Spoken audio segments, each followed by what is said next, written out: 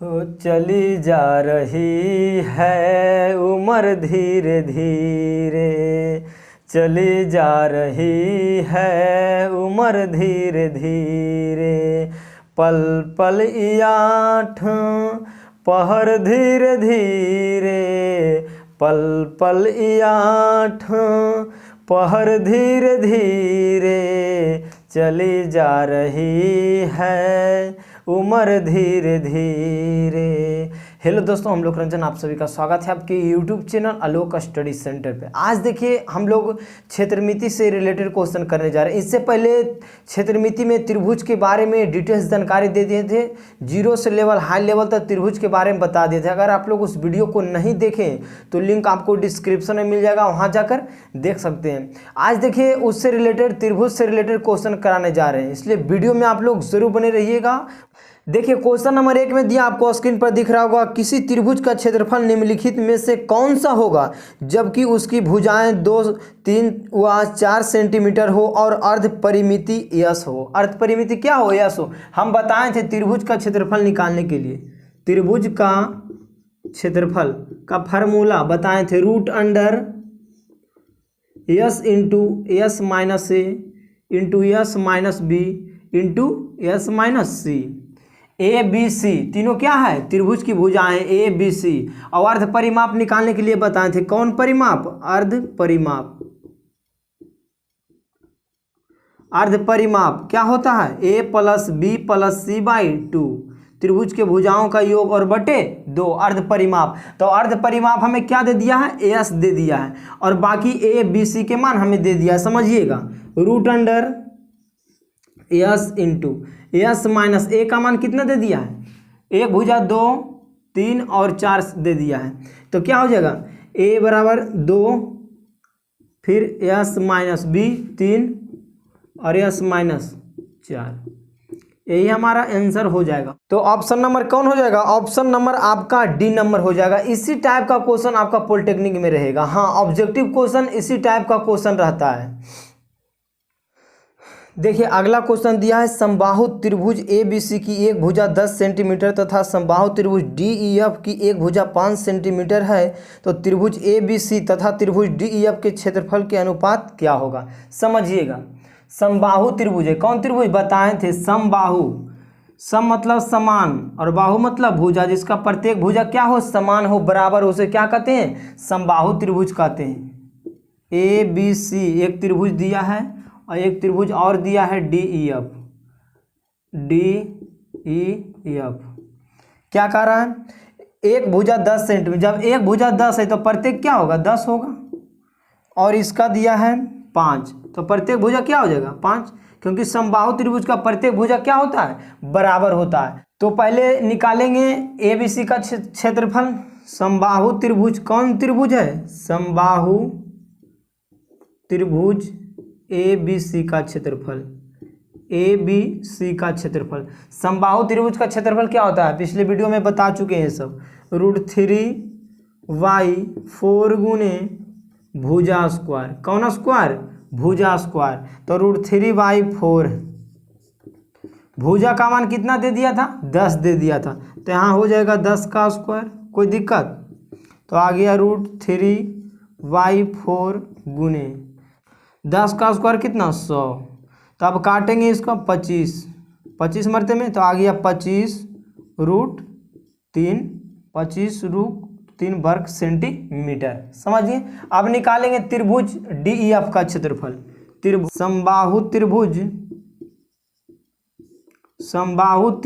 D E F का क्षेत्रफल तो हो जाएगा √3y4 गुने भुजा स्क्वायर, यही ना होता है समबाहु त्रिभुज का क्षेत्रफल। तो √3y4 और भुजा का मान कितना है? 5, तो 5 का स्क्वायर, तो हो जाएगा √3y4, 5 का स्क्वायर कितना? 25, तो कितना आ जाएगा? 25√3 और बटे में कितना? 4। अब दोनों त्रिभुज का क्षेत्रफल निकल गया, तो हमें क्या कह रहा था? त्रिभुज ए बी सी तथा त्रिभुज डी एफ के क्षेत्रफल का अनुपात। अनुपात का मतलब क्या होता है? बट्टा। तो पहले त्रिभुज ए बी सी है, तो त्रिभुज ए बी सी का क्षेत्रफल त्रिभुज ए बी सी का क्षेत्रफल और बटे में त्रिभुज डी ई एफ का क्षेत्रफल। देखिए त्रिभुज ए बी सी का क्षेत्रफल, त्रिभुज डी ई एफ का, त्रिभुज ए बी सी का क्षेत्रफल कितना आया 25√3, 25√3 और त्रिभुज डी ई एफ का क्षेत्रफल कितना आया 25√3 और बटे में कितना 4। तो इससे कट जाएगा, क्या मरते में एक मरते, तो 1 बटे कितना आ जाएगा 1/1/4, तो 4 ऊपर चलेगा, 4 अनुपात कितना 1। तो इसका राइट आंसर कौन हो जाएगा, राइट आंसर सी नंबर हो जाएगा। अगला क्वेश्चन दिया है, यदि एक समद्विबाहु त्रिभुज का क्षेत्रफल 36√3 वर्ग सेंटीमीटर हो तो उसकी एक भुजा की माप क्या होगी। समद्विबाहु त्रिभुज का क्षेत्रफल दिया है, समद्विबाहु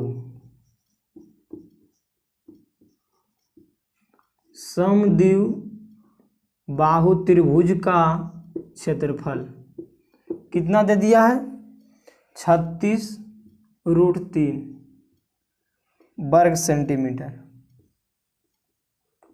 सेंटीमीटर दे दिया। तो हमें पूछ रहा है इसकी भुजा की माप क्या होगा, मतलब परिमाप क्या होगा। देखिए क्वेश्चन इसमें मिस प्रिंट है, समद्विबाहु नहीं है, समबाहु होना चाहिए। क्या होना चाहिए, समबाहु होना चाहिए, समबाहु, समद्विबाहु नहीं है, समबाहु होना चाहिए। समबाहु त्रिभुज का क्षेत्रफल कितना दिया है 36√3 वर्ग सेंटीमीटर। समबाहु त्रिभुज का क्षेत्रफल क्या होता है √3/4 गुने भुजा स्क्वायर बराबर कितना 36√3। समझिएगा, √3 से √3 कैंसिल, अब बच गया भुजा स्क्वायर और बटे में कितना है 4 है, बराबर कितना 36। इसके साथ देखिए लटकल है, लटकल मतलब भागा में, सटल मतलब गुना में, हाँ समझिएगा। तो भुजा स्क्वायर बराबर हो जाएगा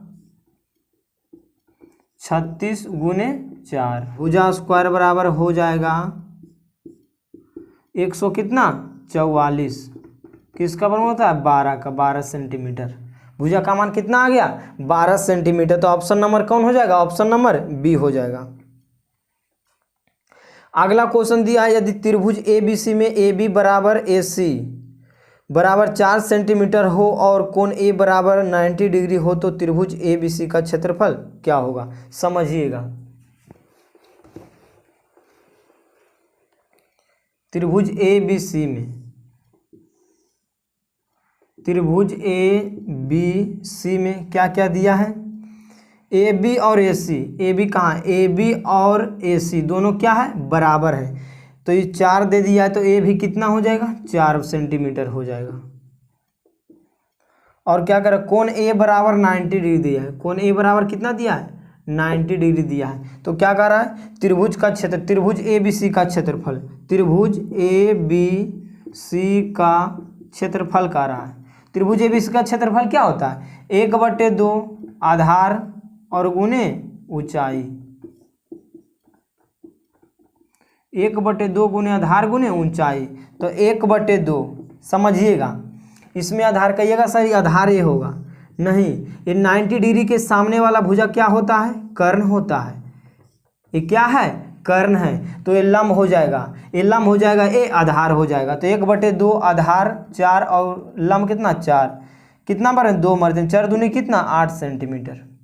तो आंसर कौन हो जाएगा 8 वर्ग सेंटीमीटर होगा। हाँ, तो ऑप्शन नंबर कौन हो जाएगा, ऑप्शन नंबर बी हो जाएगा राइट आंसर। देखिए अगला क्वेश्चन दिया है, यदि किसी त्रिभुज की भुजाएं 5, 10 और 9 सेंटीमीटर हो त्रिभुज का क्षेत्रफल ज्ञात करें। समझिएगा,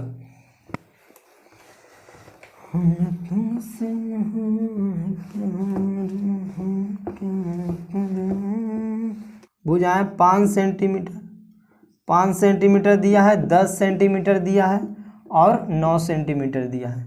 तो त्रिभुज का क्षेत्रफल हमें निकालना है। क्या निकालना है, त्रिभुज का क्षेत्रफल। तो परिमाप, परिमाप क्या हो जाएगा, पहले परिमाप टोटल को जोड़ देंगे 5 + 10 प्लस, परिमाप टोटल को जोड़ देंगे 5 + 10 + 9। हमें अर्ध परिमाप निकालना है। क्या निकालना है, अर्ध परिमाप। अर्ध परिमाप मतलब आधा, 2 से भागा दे देना है। तो 5 + 10 + 9 और बटे में 2। 10 और 5 15, 15 और 9 कितना, 15 और 9 24, 24/2 का मतलब 12 सेंटीमीटर हमारा आ गया अर्ध परिमाप। यस का मान कितना आ गया, 12 सेंटीमीटर। अब समझिएगा, तो हमें त्रिभुज का क्षेत्रफल तो आराम से निकल जाएगा। त्रिभुज का क्षेत्रफल निकालना है तो फार्मूला होता है √S into S minus A S minus B into S minus C. समझिएगा, √S का मान कितना निकला, 12, हाँ 12, S 12 माइनस ए का मान कितना है, 5, S 12, बी कितना है, 10 है, और S 12 और सी कितना है, 9 है। समझिएगा, √12 में से 5 जाए कितना, 7, 12 में से 10 जाए कितना, 2, और 12 में से 9 जाए 3। अब समझिएगा आगे, अगला क्वेश्चन दिया, यदि किसी समबाहु त्रिभुज का क्षेत्रफल इतना वर्ग सेंटीमीटर हो तो उस त्रिभुज की परिमाप क्या होगा। समझिएगा, बहुत ही मजेदार क्वेश्चन है। समबाहु त्रिभुज का क्षेत्रफल दे दिया है, समबाहु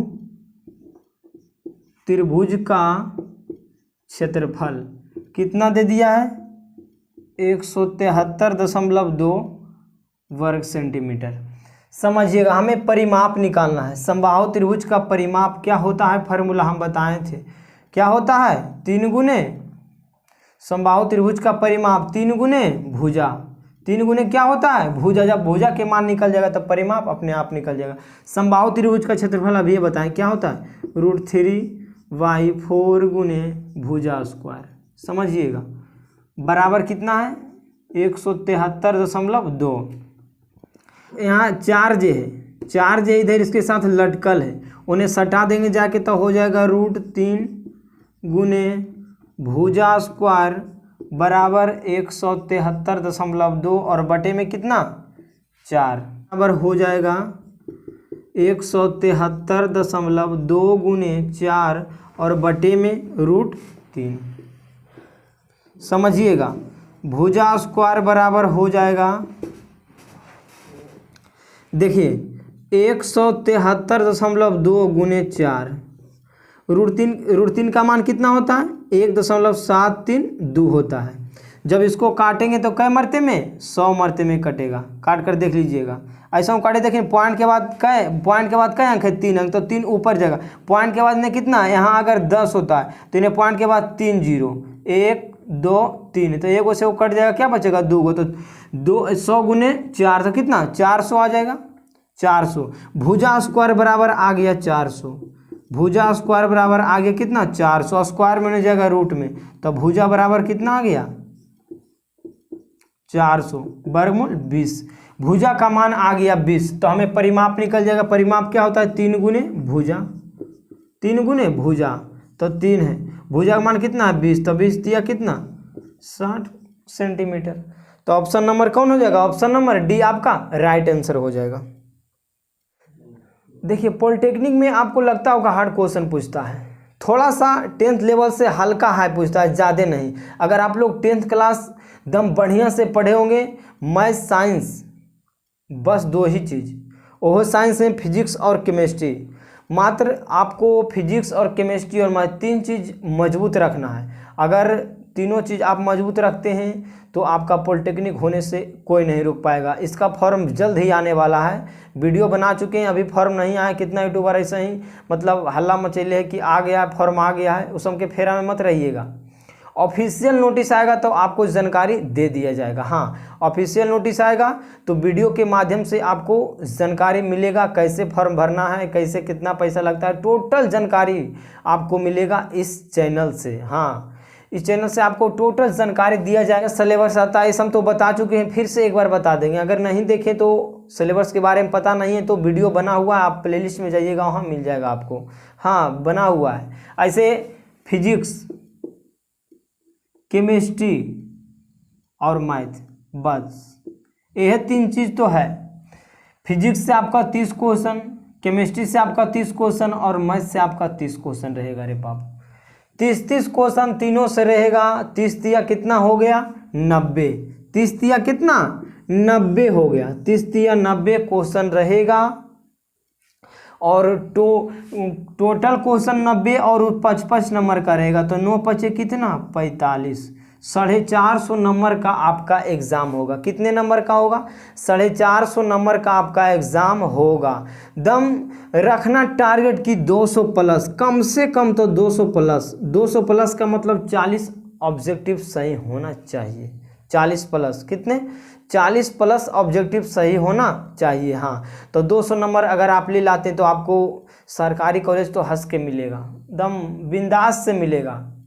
समझ इन बात को। हाँ, ब्रांच भले मनपसंद नहीं मिल सकता, या मिल भी सकता है नहीं भी मिल सकता है, वो डिपेंड करता है आपका जो हाँ चूज कराता है उस पर डिपेंड करता है कि आपको मतलब मिलेगा या नहीं मिलेगा। अगर सीट खाली रह देगा, अगर सीट खाली रहेगा तो मिल सकता है, सीट नहीं खाली रहेगा तो 200 नंबर बहुत कम चांस रहता है मिलने के।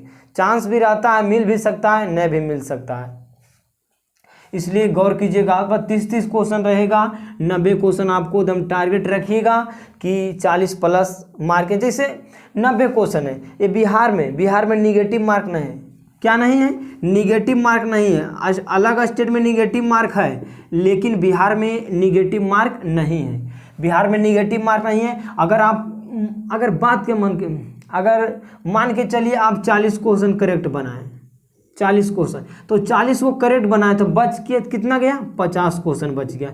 जब 50 क्वेश्चन बच गया तो अंदाजा पर मारिए दीजिएगा, दम छोड़ना ना है। हाँ, छोड़ना ना है, दम अंदाजा पर मारिए देना है। जब 50 क्वेश्चन आप नहीं जान रहे, ठीक, 40 को आप कन्फर्म जाने तो मार लिए, 50 क्वेश्चन नहीं जान रहे तो BAC बस लगातार 3-4 को BAC रंग देना है। उसमें मान लीजिए अगर 5 को क्वेश्चन रंगे तो 5 में अगर सब मतलब कोई ना कोई तो B या A आंसर होबे करेगा या C। समझें बात को। अगर 50 क्वेश्चन में अगर 20 क्वेश्चन भी सही चल जाता है तो 40 और 20 कितना हो जाएगा 60 हो जाएगा। अगर 60 क्वेश्चन करेक्ट हो जाता है तो 60 पचे कितना 300 नंबर। कितना नंबर 300 नंबर आपका आ जाएगा। फिर तो सरकारी कॉलेज मिलने से कोई रोकेगा, फिर मनपसंद ब्रांच भी मिल जाएगा आपको। और ऑफलाइन अब ना है, पता होगा अब हर एक सिस्टम जो हो गया पॉलिटेक्निक में को ऑनलाइन हो गया है। हाँ, ऑनलाइन हो गया है। ऑनलाइन के माध्यम से आपको चूज करना पड़ेगा, कैसे चूज करना है ये सब आपको टोटल दम बताएंगे। एक वीडियो बनाएंगे। फॉर्म आने दीजिए, फॉर्म आने के बाद आप एग्ज़ाम देने जाइएगा। एग्ज़ाम देने के बाद आपका काउंसलिंग होगा, वो सब टोटल प्रक्रिया कैसे क्या होता है नहीं होता है, कैसे चूज करना है, टोटल प्रक्रिया बताएंगे। हाँ, टोटल प्रक्रिया बताएंगे। इसलिए आप लोग चैनल से नहीं जुड़े अभी तक तो चैनल से जुड़ जाइएगा ज़रूर मोर इन्फॉर्मेशन के लिए। चलिए, जो है इतना समझिएगा, आपने पढ़ाई लिखाई बढ़िया से कीजिए। कंटिन्यू समझते हैं। अगला क्वेश्चन देखिए, यदि किसी समद्विबाहु त्रिभुज की समान भुजाओं में से एक भुजा की लंबाई b और आधार a है तो त्रिभुज का क्षेत्रफल क्या होगा। बहुत ही मजेदार क्वेश्चन है, समझिए।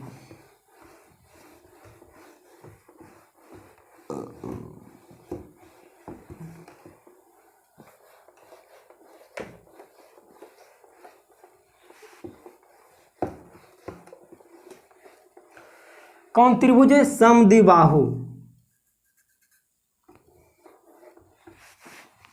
कौन त्रिभुज है समद्विबाहु।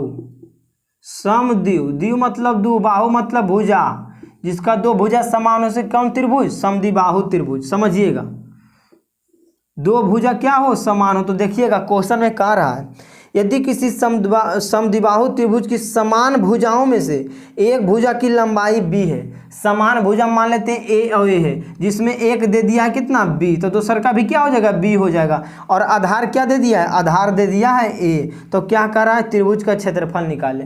बहुत ही आसान है, त्रिभुज का क्षेत्रफल निकाल लेंगे आराम से।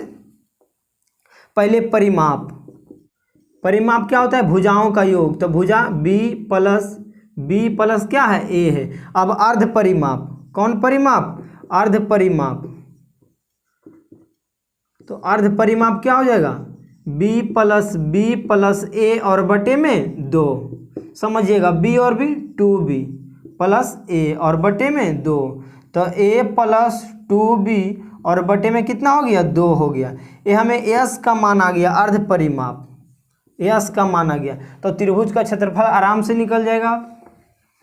त्रिभुज का क्षेत्रफल,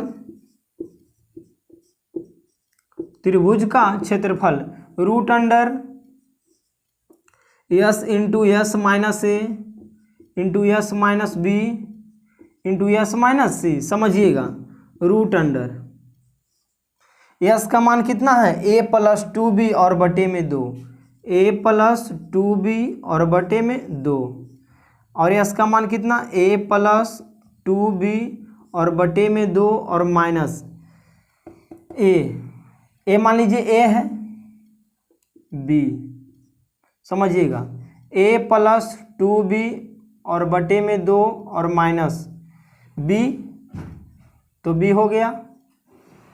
और समझिएगा ए प्लस 2b और बटे में 2 और माइनस क्या, ए, तीसरा भुजा है ए बी सी। समझिएगा, रूट अंडर